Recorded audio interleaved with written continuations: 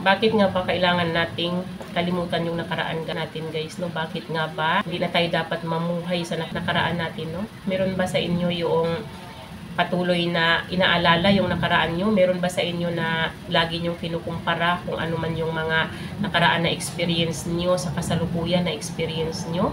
Dapat baguhin na ninyo yung mindset nyo na ganyan, guys, no? Kasi ang pagbabalik tanaw natin sa nakaraan natin ay hindi siya nakakatulong para sa kasalukuyang pamumuhay natin, no?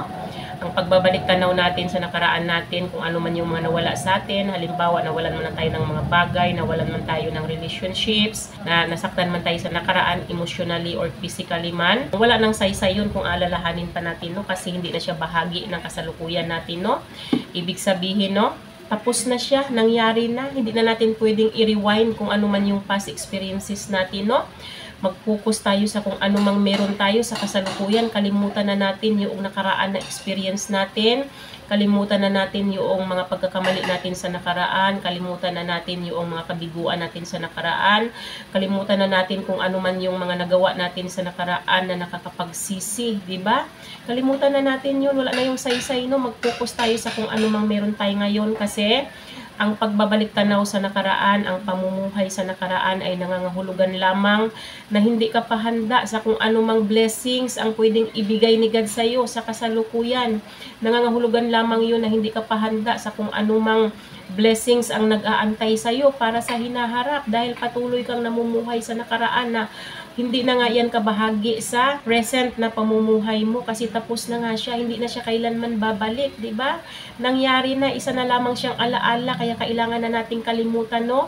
Although, ang nakaraan natin, guys, ay malaki ang ambag niya sa kung ano man tayo ngayon, no? Kasi sa pamamagitan ng mga past mistakes, sa pamamagitan noong mga failures, mga frustration, sa pamamagitan noong mga pagkakamali natin sa nakaraan ay nagiging matatag tayo ngayon bilang isang tao at natututo tayo sa buhay, no? Dahil yun sa mga past experience natin, no?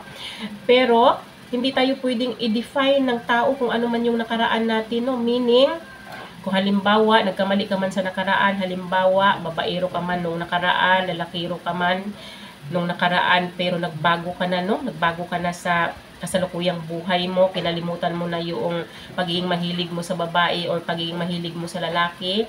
Pwede ka pa bang i-define ng tao bilang lalakiro ka or bilang babaero ka? Nagbago ka na nga, binago mo na yung buhay mo, di ba? At saka halimbawa, lasinggira or lasinggiro ka ng nakaraan, pwede ka pa bang i-define ng tao bilang lasinggira or lasinggiro ka sa kasalukuyang pamumuhay mo? Hindi mo na nga ginagawa. Or halimbawa, naging kabit ka man nung nakaraan, pwede ka pa bang tawagin ng tao na kabit ka? Hindi ka na nga kabit ngayon, nagbago ka na. Hindi tayo pwedeng i-define ng tao sa nakaraan natin, no? Dahil lahat tayo, may kakayahan tayo para magbago, no? Nakadepende na rin ito sa kung ano man yung mga desisyon na ginawa natin sa kasalukuyan or kung ano man yung mga choices na ginawa natin sa kasalukuyan, no? So, nababago tayo ng panahon, no? May kakayahan tayo para baguhin ang sitwasyon natin, kaya hindi tayo pwedeng i-define ng tao sa nakaraang pagkakamali natin, sa mga nakaraang experience natin, no? So guys, no, ano nga bang sabi ng Bible kung bakit kailangan nating kalimutan yung nakaraan natin, no? Sabi dito sa Lamentations chapter 3 verse 22 to 23, the steadfast love of the Lord never ceases, His mercies never come to an end, they are new every morning. Ibig sabihin dito, no, ang matatag daw na pag-ibig ni God sa atin ay walang tigil, at saka yung kanyang awa ay hindi daw natatapos, diba? At saka yung kanyang awa at ang kanyang biyaya ay laging bago tuwing umaga. Kaya kailangan talaga kalimutan natin yung pamumuhay sa nakaraan para ma-receive natin kung ano man yung panibagong blessing sa atin ni God tuwing umaga. Kasi nga, every day is a new blessing. Araw-araw, iba-iba ang blessings na ibinibigay ni God sa atin. I-let go na natin yung nakaraan kasi wala na yung saysay sa buhay natin.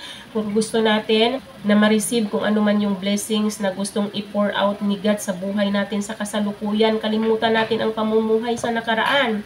At saka, anong sabi dito sa Isaiah chapter 23 verse 18 to 19? Remember not the former things, nor consider the things of old. Behold, I am doing a new thing. Now it springs forth. you do not perceive it. I will make a way in the wilderness and rivers in the desert. Ibig sabihin, no? Kailangan nga daw kalimutan natin yung mga nakaraang pangyayari sa buhay natin, no? Kung ano man yung mga bagay na nawala sa atin sa nakaraan, kailangan nga natin yung kalimutan. Kasi anong sabi ni God dito? Gumagawa siya ng panibagong bagay sa buhay natin sa kasalukuyan. Di ba daw natin nakikita na gumagawa siya ng mga panibagong bagay sa buhay natin? Meaning, tinatrabaho ni God sa kung ano man yung blessings na pwede niyang ibigay sa atin. Kaya kailangan kalimutan na natin yung nakaraan. Huwag na tayong mamuhay sa nakaraan. Mamuhay tayo sa kasalukuyan. Anong sabi dito? I will make a way in the wilderness and rivers in the desert. Diba? Wala nga imposible kay God. Akalain mo yan, disyerto, kaya niyang gumawa ng ilog sa disyerto, diba?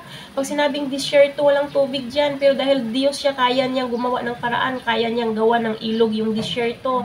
Ganon si God, kasi all-powerful God nga siya, all-knowing God siya, walang imposible sa Kanya. Kailangan na natin kalimutan ang nakaraan natin. Huwag tayong mamuhay sa nakaraan natin. Kung hindi, matuto tayo sa nakaraan natin. Lesson learned sa atin yung nakaraan natin para matuto tayo sa buhay, matuto tayo sa pagkakamali natin para gawin nating motivation ang pagkakamali natin, gawin nating motivation ang mga kabiguan natin para matupad natin kung ano man yung pangarap natin, ano man yung layunin natin para sa hinaharap, no? At saka, anong sabi dito sa Philippians chapter 3 verse 13 to 14, brothers, I do not consider that I have made it my own, but one thing I do, forgetting what lies behind and straining forward to what lies ahead. I press on toward the goal for the prize of the upward call of God in Christ Jesus. Diba? Ang ibig ng pakahulugan ni Apostol Paul dito, no? Kailangan nga nating mag-let go sa mga past na mistakes natin, sa mga nakaraang experiences natin, no? Sa mga, kung ano man yung mga kabiguan natin sa buhay, kung ano man yung mga nagawa natin na nakakapagsisi na mga gawain, no? Kung hindi daw, tingnan daw natin kung ano yung meron sa kasalukuyan, tingnan natin kung ano yung pwedeng ihatid sa atin ng future natin. At saka mag-focus daw tayo sa spiritual progress natin para makakuha tayo ng reward kay God. Yun ang pagtuunan natin ng pansin. Kailangan ay umunlad tayo, magkaroon tayo ng unity kay God, di ba? Yun ang pagtuunan natin ng pansin para makuha natin yung reward ni God na nag-aantay sa atin doon sa heaven. Pagtuunan natin ng pansin yung spiritual growth natin para tayo magkaroon ng reward kay God, magkaroon tayo ng kaligtasan, mapagkalooban tayo ni God ng buhay na walang hanggan doon sa kaharian niya. Huwag tayong mag-focus sa nakaraan kasi nga wala na yung ambag sa kasalukuyang buhay natin. Kalimutan na natin yung ibaon na natin sa limot yun, di ba? At saka ano nga ba ang benefits na hatid ng past experiences natin, no? Kasi kahit na hindi man maganda yung naging experience natin sa nakaraan, marami man tayong pagkakamali, mayroon pa ring benefits na hatid yan sa buhay natin, no? Una na talaga dyan, nang dahil sa past experiences natin, natututo tayo sa buhay natin, no? Nakakapag-improve siya na ang decision making natin, no? Para maging mahusay na tayo sa pagdidesisyon natin para sa buhay natin, para maging mahusay na tayo sa pagpili natin sa kung ano man yung choices na gusto nating gawin sa buhay natin, no? At saka, sa pamamagitan ng past experiences natin, nagiging wais na tayo sa kung ano man yung desisyon, o sa kung ano man yung mga choices na gusto nating gawin sa buhay natin dahil nga natututo na tayo doon sa mga pagkakamali natin sa nakaraan. Ang pangalawa naman dyan, itong past experience natin ay nakakatulong siya para ma-develop natin yung positive na character natin, no? Nakakatulong siya para tayo ay maging optimistic. Ibig sabihin, no? Nakakatulong siya para tayo ay hindi agad-agad sumusuko sa mga hamon ng buhay natin. Hindi agad na panghihinaan ng loob, no? Kung ano man yung mga kabiguan, kung ano man yung pagkakamali natin, ano man yung kahirapan na dinanas natin sa nakaraan, no? Nakakatulong siya para mag-build natin itong karakter natin ng pagiging optimistic, no? At saka pangatlo naman dyan, itong past experience natin, nakakatulong siya para maiwasan na natin na huwag nang magkamali sa kasalukuyan at huwag nang magkamali sa hinaharap, no? Kasi nga, napagdaanan na natin, nagkamali na tayo minsan, no? Dapat yung pagkakamali natin minsan, matuto tayo, no? Mapulutan natin ng aral, huwag na nating uulitin. Kasi kapag inulit pa natin, hindi na yan pagkakamali, hindi na mistakes yan, katangahan na yan, di ba? At saka, pang-apat naman, ang past mistakes natin or past experience natin, nakakatulong siya para makabuild tayo ng resilience. Ibig sabihin, para tumatag tayo sa buhay natin, di ba? Nakakatulong siya halimbawa, no? Sobrang hirap man yung ginanas natin sa nakaraan, halimbawa, marami man tayong mga kabiguan, marami man tayong pagkakamali, marami man tayong mga pinagsisihan ng mga ginawa natin, nakakatulong iyon para maging matatag tayo sa kasalukuyan na buhay natin, no? Na hindi na tayo basta-bastang sumusuko sa hamon ng buhay kasi matatag na tayo sa mga pagsubok or sa mga dinanas natin na hindi magandang experience sa buhay natin, no?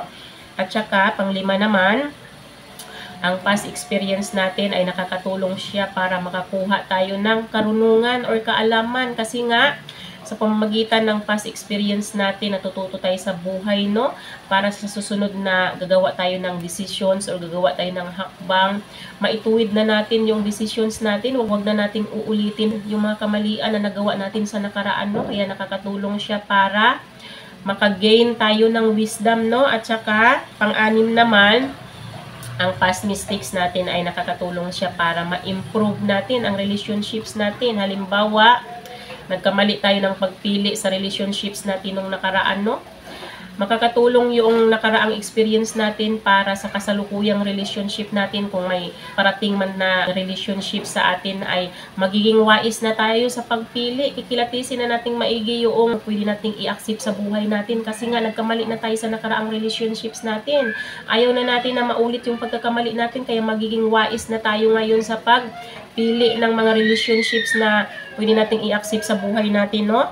At saka pang-pito naman, sa pamamagitan ng past experience natin or past mistakes natin, nakakatulong siya para makamit natin kung ano man yung mga pangarap natin sa buhay, kung ano man yung mga layunin natin sa buhay natin, kung ano man yung purpose natin sa buhay natin, no? Kasi nga, sa pamamagitan ng past mistakes, sa pamamagitan ng past experience natin, no? Mapupulutan natin ng aral ito, gawin natin motivation ito para makamtan natin kung ano man yung mga ginanais natin sa buhay natin, no? Lagi nating tatandaan na nang dahil sa mga experiences natin, dahil malaki ang ambag niya kung ano man tayo ngayon, no? Malaki ang naging bahagi niya kung ano man tayo ngayon at saka malaki din ang ambag niya para matutunan natin or malaman natin kung ano man yung mga kakayahan natin or kung ano man yung mga kahinaan natin sa buhay, no? At saka dapat ay kung ano man yung mga hindi magandang experience natin, dapat ay matuto tayo sa mga experience natin na yon. Gawin natin yung motivation para magiging mas mabuting tao tayo sa kasalukuyan, no? Para mag-improve tayo, mag-grow tayo as a person, no? Gawin natin motivation yung mga past mistakes natin, no? At mag-focus tayo sa kasalukuyang buhay natin, no? Kalimutan na natin ang nakaraan, mag-focus tayo sa kasalukuyan para ma-receive natin kung ano man yung blessings na ibibigay sa atin ni God sa kasalukuyan, no? At kung ano man yung pwedeng ihatid sa atin ng hinaharap. Basta ikalimutan na natin yung nakaraan na nangyari sa atin. Huwag na tayong maging bitter sa nakaraan natin. Huwag na tayong mamuhay sa nakaraan natin dahil yun ay isang alaala na lamang yun na hindi na pwedeng ibalik, hindi na pwedeng i-rewind sa buhay natin, guys, no? So hanggang dito na lang yung aking video, guys, no? Sana may natutunan kayo sa akin. Bye-bye and God bless you all.